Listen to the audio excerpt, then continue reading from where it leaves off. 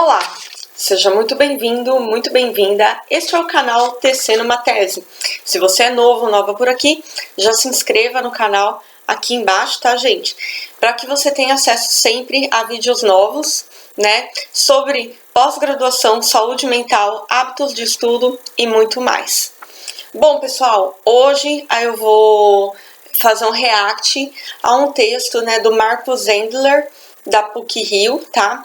E que ele escreveu 13 pontos essenciais para uma boa tese de doutorado. E aí, gente, será que essas orientações, esses textos de orientações, eles ajudam ou são um manual apenas? Coloca aqui embaixo a sua opinião, o que você acha, vamos dialogar sobre isso, né? Existe essa polêmica aí no mundo acadêmico, né? Tem gente que fala, a pessoa deve desenvolver o próprio estilo de escrita, e já vai ter pessoas que vão dizer o contrário, né? Não, esses textos, livros e tudo mais são forte auxiliar aí para quando você está desenvolvendo a sua escrita científica. Pois bem, eu vou ler os 13 pontos, vou comentando, reagindo de um em um. Eu já li previamente, tá? Mas vou ler aí para vocês. O primeiro ponto que ele traz é descrever o problema adequadamente, ou seja, né, sendo tratado em sua relevância, né? E aí ele vai falar, muitas vezes o problema assume uma forma de dicotomia que requer uma solução de compromissos. Desculpe, gente, estou me recuperando da Covid. Então, pessoal, o primeiro ponto, de fato, né, toda pesquisa, ela começa a partir de um problema e de um objetivo, né? Eu falo que o problema, ele está dizendo o que, e o objetivo está dizendo, o problema diz geralmente qual, né, e o objetivo diz geralmente o que eu quero tratar, né? E o método, numa pesquisa, vai dizer como, né? Então, gente, eu concordo com esse primeiro ponto assim, né? Eu desconheço uma pesquisa que não tem um problema, né? Independente do gênero da pesquisa, né? Você deve ter um problema apresentado logo no primeiro capítulo da sua dissertação, da sua tese, né? Ou então apresentado aí no final ou no início da introdução de um artigo científico. De fato, concordo. 2. Enumerar as... esse vai ser polêmico, hein, galera? Enumerar as principais hipóteses da tese, como, por exemplo, a configuração da dinâmica do sistema permitirá que o usuário possa fazer X e Y e justificar a relevância, realismo das hipóteses através da citação de outros trabalhos e depoimentos especialistas. Gente, esse item não é universalizante. Vamos colocar dessa maneira, tá? Eu que fui professora de metodologia científica por algum tempo, esse item não é universalizante. Por que eu vou falar? Pesquisas de viés mais positivista, de viés comparativo, que é quando a hipótese ela assume uma certa dicotomia, pesquisas desse cunho, de fato, né, elas precisam carregar em si uma hipótese, porque eu estou testando algo. Então, eu preciso utilizar de modo direto o método indutivo-dedutivo, né? Então, a minha hipótese me leva a uma dedução que eu faço uma intuição do resultado, que pode ou não se confirmar, certo? Todavia, entretanto, pesquisas críticas de viés materialista não tem como você ter uma hipótese sem você viver o fenômeno, certo? Caso você traga uma hipótese prévia, você estará cometendo uma redução. Então, gente, nem sempre isso que da hipótese vale para todas as áreas do saber. Não é que está certo ou errado. Depende do tipo de ciência que você for fazer, né? Para quem tem dúvida ainda disso, leia a carta que Marx troca com Karl Popper, em que eles discutem o materialismo histórico enquanto método científico e o positivismo enquanto método científico também. Tá? Então, assim, existe mais de um tipo de ciência e a gente não pode simplesmente colocar tudo num bolo e dizer que todo trabalho tem que ter hipóteses. Se eu estou etnografando, se eu estou trabalhando com metodologia das ciências sociais, a hipótese pode ser uma redução. Pode ser que o pesquisador esteja se apegando a estereótipos e preconceitos, inclusive, dependendo do grupo que ele for pesquisar. Se ele for pesquisar um movimento social, um grupo que é socialmente minorizado, dependendo da hipótese que você fizer, você está apegado ou apegada aos seus signos sociais. Então, nem sempre ter hipótese no trabalho significa que é um bom trabalho, depende. Mas, gente, isso não significa que você não vai pôr hipótese, não vai justificar, né? Claro, você vai dizer se trata de uma pesquisa aí com metodologia materialista ou metodologia prevista aí nos métodos de ciências sociais, tá bom? 3. Formalizar ao menos, definir precisamente os principais conceitos fundamentais referentes ao assunto sendo tratado. Se possível, utilizar definições, formalizações utilizadas em outros trabalhos. Gente, isso aí sempre, né? Isso aí sempre. Você falou um conceito. Se eu falei o conceito de vida precária, conceito de vulnerabilidade posto em Judith Butler, eu vou ter que explicar, eu vou ter que fundamentar. Né? Eu não posso simplesmente falar, eu vou trabalhar com o conceito de precariedade da Judith Butler. Mas quando eu escrevo para quem? O que é precariedade? A partir do que a Judith Butler está falando sobre precariedade? Com quem a Judith Butler conversa para falar sobre isso, né? Então é todo um trabalho mesmo que a gente precisa fazer, né? Porque quando a gente não escreve pra gente, né? Isso eu chamo de escrita egocêntrica. Você quer um vídeo sobre escrita egocêntrica? Que é uma coisa que eu chamo, né? Que é a escrita narcísica e a escrita egocêntrica, que eu apelidei, né? E que eu oriento minhas orientando-as a não fazerem, né? Então, se você quer que eu fale mais sobre isso, deixa aqui embaixo, tá? Que deixa a hashtag escrita egocêntrica que eu já vou saber. Deixa aqui nos comentários. Então, gente, quando a gente escreve sempre para alguém. Portanto, a gente não tem que falar, a gente precisa falar as coisas justificando, né? Matando a cobra e mostrando o pau. Então, se eu falei do conceito, né, de mundo da vida, eu tô falando a partir de qual autor? Habermas, né? Ou a origem lá em Durkheim, por exemplo, né? Que alguns vão buscar lá atrás na filosofia, ou a partir do conceito de linguagem de Wittgenstein. Do que eu tô falando? Né? O leitor precisa saber, a pessoa que vai ler, ela precisa saber. 4. Descrever precisamente o modelo do sistema, premissas sobre a infraestrutura necessária e justificar abstrações adotadas no modelo. Então, vamos lá. Modelo de sistema, ciência positivista de novo, tá, gente? Claro, por uma ciência positivista está corretíssimo. Tá? Não tá errado, não. Só que também não é universalizante esse tópico, tá, gente? Não é universalizante. Por que não é? Porque, gente, no caso das ciências humanas e sociais, eu não vou descrever o modelo do sistema, mas eu posso descrever, sim, o que são as conceituações abstratas. Se for muito abstrato, eu posso fazer um modelo de tabela, né? Conceituando brevemente para o leitor e explica a tabela, põe legenda, tá? Porque um monte de gente acha que pôs a tabela não precisa explicar, né? Eu já peguei muito trabalho como parecerista assim, não tá no gibi, né? Como avaliadora, parecerista, enfim. Então, assim, gente, modelo de sistema é mais para exatas, tá? O que nas ciências humanas e sociais a gente faz é isso. Você tem uma teoria muito abstrata, você vai fazer um quadro conceitual, dependendo aí do nível de abstração, porque fica mais palatável, né, mais plausível aí para o teu leitor, para a tua leitura. 5. Mostrar como a solução proposta soluciona o problema do item 1 e argumentar por que ela é superior às outras encontradas na literatura, né? Novamente, ele está falando positivez aqui, não está errado para quem é da hard science, tá? Mas o que a gente faz nas ciências humanas e sociais também, né? A gente discorre sobre o problema, né? Porque a gente está desvelando um fenômeno. Então não tem uma única solução direta, né? Isso é parte do pensamento aí positivista, né? Mensurável, se é observável mais mensurável, é passível de verificação à ciência. Pensamento positivista, a fórmula dele básica é essa, né?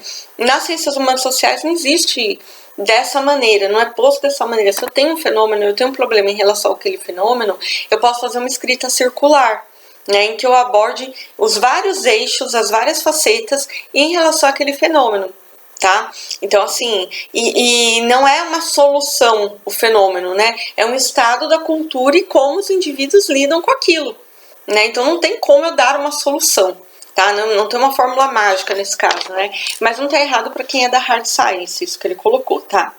Descrever em detalhe as partes implementadas no protótipo, hard science, novamente, e justificar a não implementação das demais partes, né? Falta de tempo é um argumento. Bom, na hard science, de fato, né? Na hard science você tem um protótipo, você precisa executar ele, não está errado nas ciências positivistas. Todavia, entretanto, nas ciências materialistas, né? Ou quando utilizamos metodologias de ciências sociais, né? Ao invés da gente colocar essa questão, né, do protótipo, a gente vai justificar as limitações daquele estudo e indicar novos estudos, né? Então é um trabalho que se faz porque nenhum fenômeno ele é desvelado na sua totalidade no modo como está posta a sociedade. Portanto, né, não deveríamos nos apegar a essas ilusões quando a gente está lidando com ciências sociais e humanas. 7, né? Descrever quais aspectos da solução foram avaliados. Por exemplo, usabilidade, flexibilidade, reutilização, desempenho, escalabilidade e dependibilidade. Gente, novamente estamos falando de hard science aqui, né? Porque assim, não são esses critérios que se usa nas ciências sociais e humanas. Novamente, não está errado, como eu disse, né? Mas assim, gente, nas ciências humanas e sociais, a gente vai analisar, contextualizar historicamente um fenômeno, a gente vai entender a dialética daquilo, né? Então, por exemplo, vou falar de bullying na escola. Eu vou entender a dinâmica de quem faz o bullying, a dinâmica de quem é vítima do bullying e toda a conjuntura social, estrutural e estruturante da violência que vai ser, né, incorporada por essa instituição chamada escola. Vocês viram a diferença? São critérios diferentes, não que um seja melhor que o outro, porque problemas diferentes percorrem caminhos diferentes, tá? Eu não sou uma intolerante científica para dizer, hard science não presta, é uma redução. Tem muita gente na minha área que tem esse discurso. Eu não, eu tenho algumas críticas, mas não sou uma intolerante, né? Porque método estatístico é um método científico violento, que nem eu escutei isso no meu doutorado, me deu até o ouvido, porque eu pensei assim, gente, como é que eu vou fazer levantamento de feminicídio se eu não tiver uma estatística, né, galera, para eu depois fazer uma pesquisa, inclusive nas ciências sociais e humanas, né? Então, assim, gente, eu não sou uma intolerante metodológica científica, né? Então, vamos colocar dessa maneira, não tá errado. Só que não é universalizante. Novamente, é uma premissa da hard science, não das ciências sociais e humanas, né? 8. Descrever e justificar o método de avaliação. E argumentar que os testes realizados no protótipo, de fato, valem o aspecto da solução descrito no item 7. De fato, gente, embora ele use o termo protótipo, que também é da hard science, né? Em especial o povo da engenharia, né? Sim, toda pesquisa você precisa dizer qual instrumento e qual natureza do teu estudo será. Se é uma natureza qualitativa, quantitativa, o que é essa natureza, né, ao que nós estamos nos referindo e qual instrumento iremos usar. Se você for, né, uma pessoa que já estiver num doutorado ou formada num doutorado, inclusive o ideal é você apresentar, né, os limites e as potencialidades do seu instrumento metodológico associado àquele problema de pesquisa, né? Então, de fato, independente se é hard science ou uma ciência materialista, você precisa ter domínio do instrumento que você vai responder a sua pergunta. Então, de fato, isso não que seja universalizante do modo como ele pôs, mas conhecimento metodológico nunca é demais. 8. Descrever e justificar. Já foi o 8. 9. Descrever em detalhes os parâmetros e as configurações de cada experimento e justificar os valores escolhidos. Estamos falando de hard science aí novamente, né? O que devemos fazer em ciências humanas e sociais é descrever sim em detalhes, mas não parâmetros e configurações, mas a dinâmica do fenômeno, né? Em como ele se apresenta e como ele afeta a vida das pessoas, né? Aí, de fato, temos algo aí, um ponto. 10.